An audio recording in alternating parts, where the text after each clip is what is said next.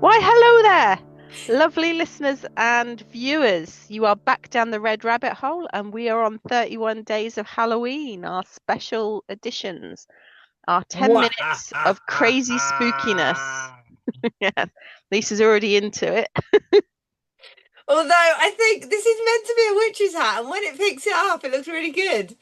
But it also slightly looks like I'm sort of, I don't know, is it giving a little bit of Downton Abbey. Rose? Yeah, or Yeah, I'm thinking more like Rose when she first gets on the Titanic, that opening shot where she looks up under the hat. I think Or am I that's just just glamorizing your. myself? I think you're just wishful thinking that. Not that the people on the Uh, podcast can see the hat. They're going to have to go onto the YouTube channel to oh see. yeah, yeah. If you want to see the hat, come and have a look. It's like it's a really nice, cool witch's hat that I wear every Halloween, but it's not working with the It's background. not, but Kind you of makes me look like I'm coming to going to a funeral.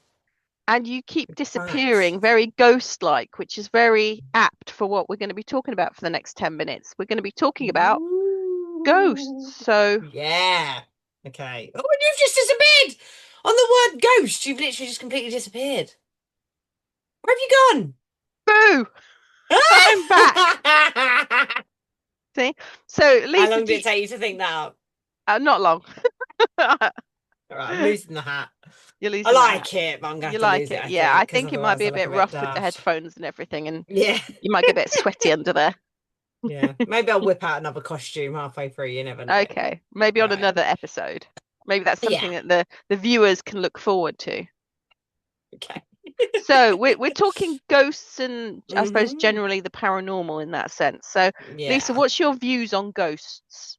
Do you believe in them? No, not at all. No? No. Although Well, I've had like one experience that was a very visceral experience for me okay. where I felt some paranormal activity was going on.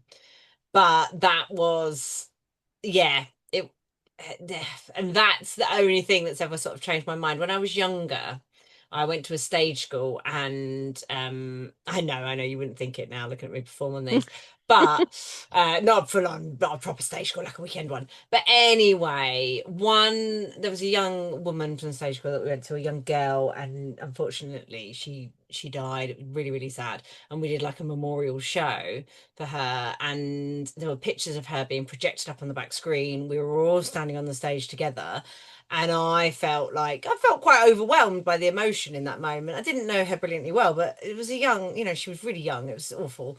And so I'm standing there in that moment, and I'm sure I felt somebody squeeze my hand. And Oh, then I looked, there was nobody there. And then my friend came over and did take my hand. So it was oh. almost like an echo of what was going to happen. But that was like, I don't know if it was the emotion of the moment or someone, or she was there and she went, connected us all together to support each other. I don't know. Oh, that's quite sweet. But other than that, I haven't really had any paranormal experiences. So I'm kind of on the side of no. What about you? I've had quite a few. And Why I doesn't that surprise I me? I grew up with ghost stories. So my mum and dad, when they were first married, they lived in a very haunted flat in a local town. And Is it a the haunted block of flats or just that one? well, it was hard to tell. So it was a big Victorian house that had been split into two Mm. flats. So Oh yeah, there was okay. an old lady who obviously owned the whole thing downstairs, and they were Yeah. lodgers sort of upstairs. And I grew up in the kind of stories of them hearing footsteps and mouse traps going off and not catching any mice. And like the worst of it was around Christmas time they were in there, and they didn't have a lot of money, and they had this very tiny Christmas tree. And every time they left the room, it'd get knocked over. And no matter how dad secured it to the table, like with tape or whatever, it would still get knocked over. Sorry, I've just And got images of him rolling a bit of tape round and round, I know, trying to help. and if you knew my dad, you'd know that he was desperate to keep this thing up for mum, Yeah. And it did real poltergeist stuff. So they bought a load of toilet paper on sale, as you do when you Mm, sort of first married, and that you get everything on bulk to try and save money. yeah. And one time they came in and they were up the stairs, one, two, three, like stacked up the stairs. Mm.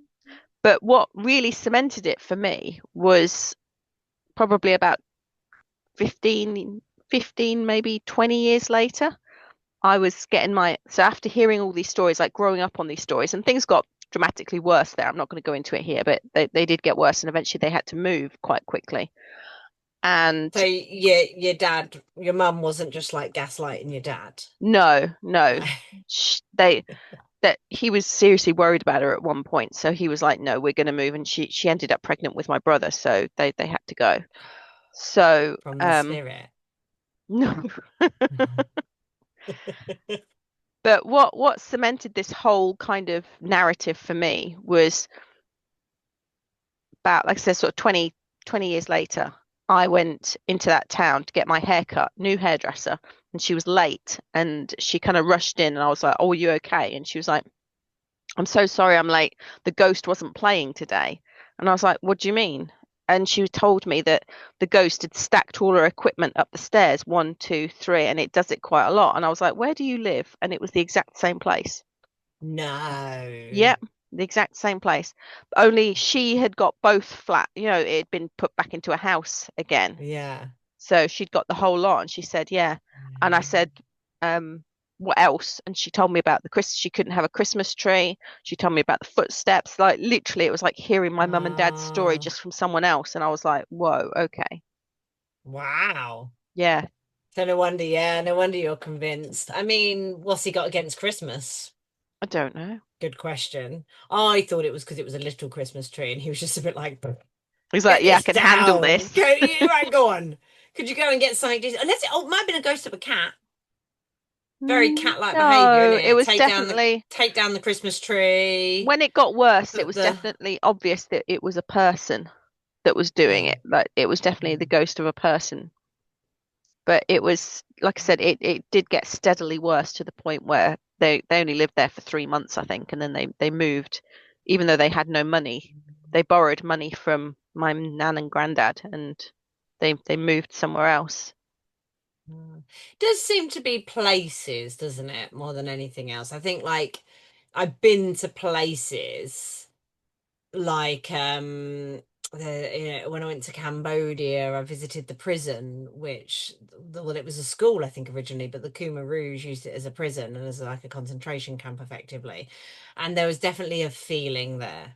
There Hmm, was like you can feel the horrors of what's gone on here in the very place. And I imagine I haven't been to like Auschwitz or anything like that, but I can imagine that people talk about the same, don't they? hmm, Like, so maybe these houses where things happen, you know, I it don't it know. remains in the walls, in the fabric of the place.